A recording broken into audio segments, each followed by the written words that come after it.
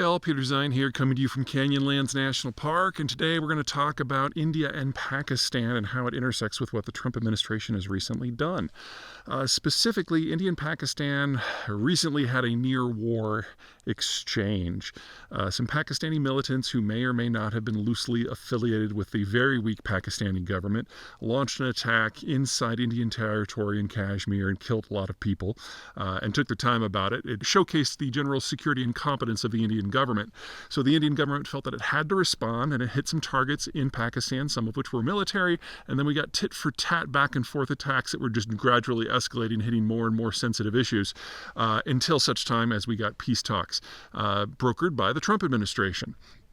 Now, Trump being Trump, he made the peace talks all about him, and he announced that there was now a ceasefire without really consulting either the Pakistanis or the Indians. Made it very clear in the situation to come that all three parties would be involved in the talks, blah, blah, blah, blah, blah. Nothing that sounds too incendiary unless you know anything about India. The Indians have had the firm position for over a half a century now that any negotiations between Pakistan and India should be that. Negotiations between Pakistan and India with no third party involved at all. And so the very involvement of the Americans was something that New Delhi saw as an insult. And the reason's pretty straightforward. India has a population that's roughly 9 times the size of Pakistan, an economy that's closer to 12 times the size of Pakistan, and that's probably being overly favorable to the Pakistanis. So in any real negotiations on anything, the Indians feel that they should hold all the cards because they do hold almost all of the cards. And if you bring in a third party, they're going to tilt towards some degree of equality between India and Pakistan, which India rejects on principle. And that's exactly what has gone down. And so we now have arguably the worst relationship between India and the United States that we have seen in the last 30 years. Now, that might seem grossly over-exaggerated, but think back to what we've been doing for the last 30 years. In the aftermath of the September 11th, 2001 attacks, the United States found itself needing to be involved in a ground war in a landlocked country, and the United States is a naval power. So we found ourselves doing things that we don't like to do in places we don't like to do them, and we had to rely on countries for transit, and Pakistan was the most important of those. During the Cold War, it was okay to side with Pakistan against India because India was relatively pro-Soviet. But in the post-Cold War environment, we found ourselves dealing with a jihadist government that was fighting a jihadist insurgency in order to transport gear through jihadist territory to get to other jihadist territory to fight different jihadists.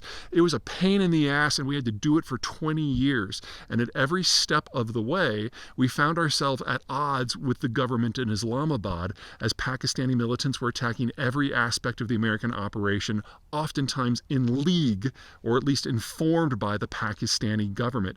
We hated every single second of it.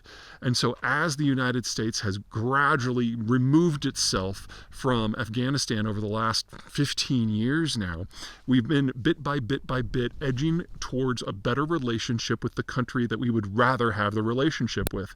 Not Islamist Pakistan, not weak Pakistan, not militant Pakistan, but a democracy in India that has a lot more shoreline and is a much more logical partner for us long term in holding off China and protecting sea routes and making a partner with the country of the future that has a much bigger market. Or that's how it was until this week. Basically, all of that work has now been unwound because we took the one thing that the Indians cared about and basically took a big steaming dump on it. So, this is something that the Trump administration would have known if they had talked to people in the CIA or the NSC or the State Department. But all of those people have been fired.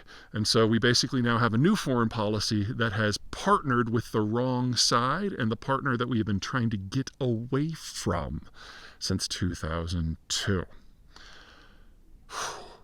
Bleh.